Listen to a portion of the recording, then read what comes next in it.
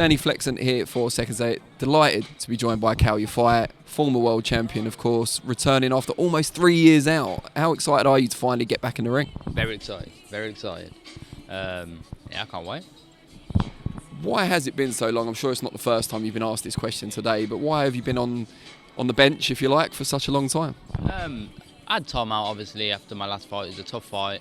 Got home, pandemic hit, lockdowns, and then when boxing was back, no crowds, didn't really fancy it, and then I had issues outside of boxing as well I wanted to deal with, and yeah, and I put a bit of weight on, so I had to shift a bit, but yeah, I'm in a great place now. I'm happy, and I can't wait to get back in there. What sort of weight are you looking to compete at when it comes to championships going forward? I know that's maybe a couple of fights away. Bantamweight. How hard was it, from your last fight and the last couple of fights, to make super flyweight comfortably, safely? Yeah, it was very difficult. I think the last time I made it, it was difficult, was in a box in California, 2018. That was the last time I felt strong, I felt good at it when I boxed in there. After that, my next three fights after that, yeah, I felt very poor. But it's boxing. How does it feel, kind of mentally, when you're approaching a fight with Chocolatito, who's a all-time great, he's going in again with Estrada soon, hasn't lost a step, and you know that physically you're not all you could be because of the weight issues? It is what it is. I don't like to go into it because it looks like I'm making excuses, and I don't want to take nothing away from him, because not only is he a great fighter, he's a great person. So I don't want to take nothing away from him. I could have been at my absolute best and still couldn't have won. So but it was very tough. Yeah, very, very tough. And it's not the right place, not the place you want to be when you know you're not 100% and you've got to get in with a guy like that. But I learned, and now I'm back. Is there anything else you can take from that defeat? Although it was, demoralising at the time, do you look back at the tape and think, right, I need to improve here, here, and here? Yeah, there's little things, loaded up quite a few times. I tried to go to war with him because I tried to knock him out. I knew I couldn't, go the distance with him. So I just hung in tough, and that was it. The fact that he's still gone on to do great things, and he might beat Estrada, of course, as well, does that take any of the edge off the defeat? No. Defeat's a defeat, that's it.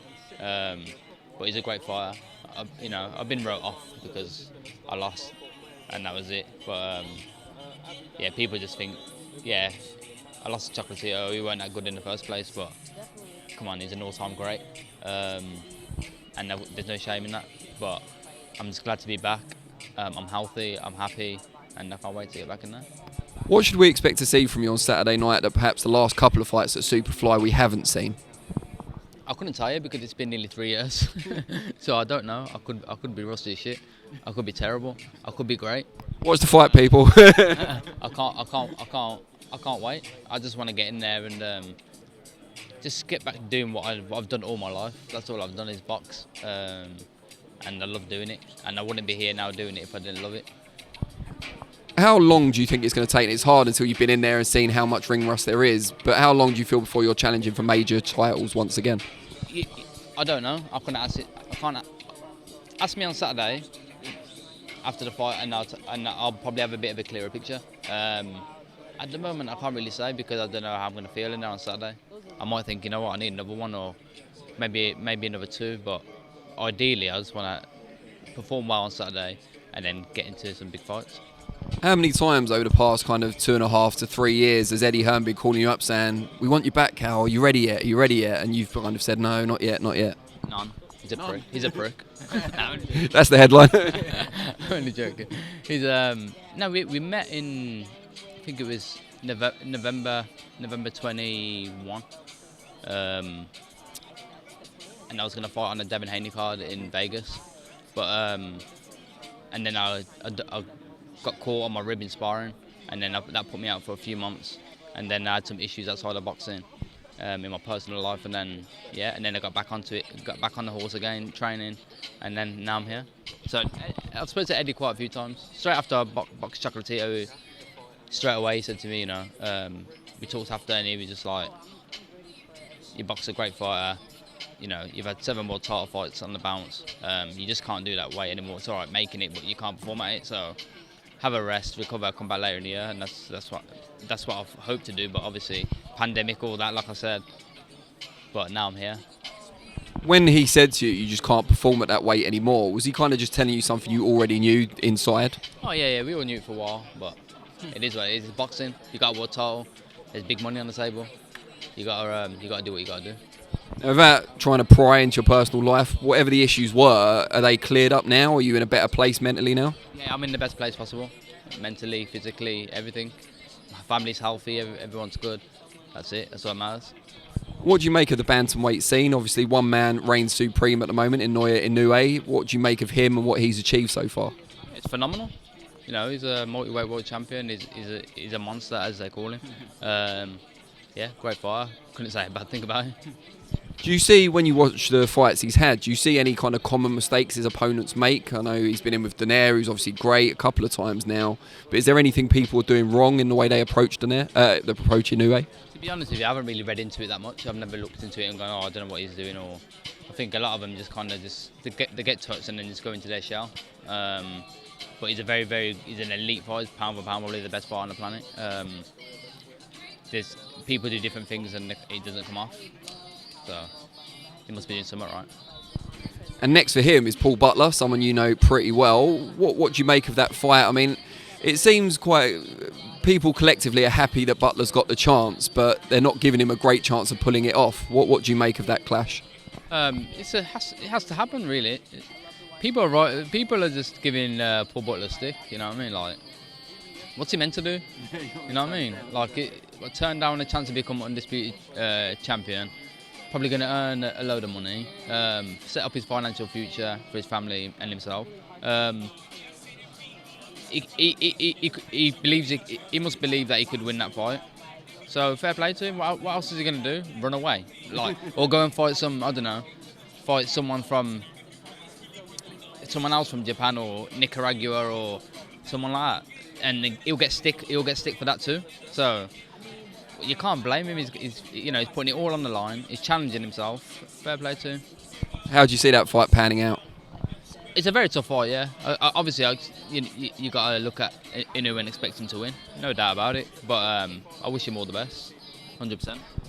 Would you still like to have those big domestic clashes that maybe you missed out on during your previous title reign? So the likes of Paul Butler, the Edwards brothers, of course.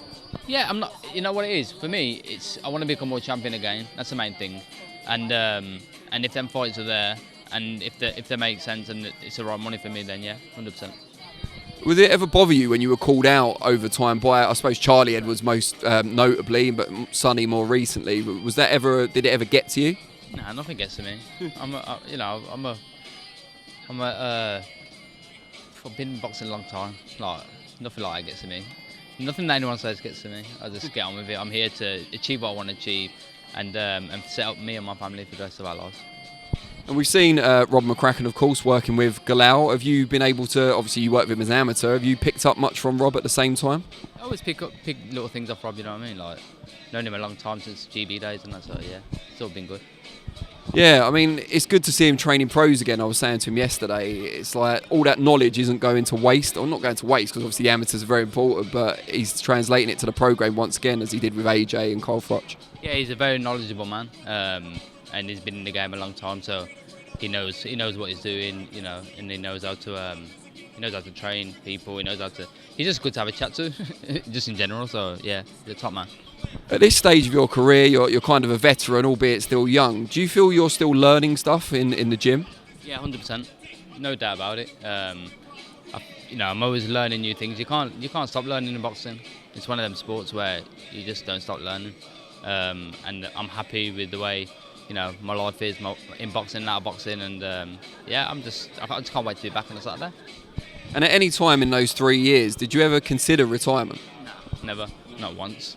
I just knew what I was doing and what I was going to do, so never. What is it you still want to achieve? Is a world title at second weight? Would that be enough, or do you need to be undisputed? What are the kind of boxes you want to tick before it is all done? Well, the first thing for me is just winning on Saturday. that's the main thing for me. That's all I think about. And then after that, then I'll see what's available for me and the route for another world title. And then, God willing, I win that. Then see what's out there. Good stuff. Really appreciate your time, mate. And yeah, best of luck Saturday.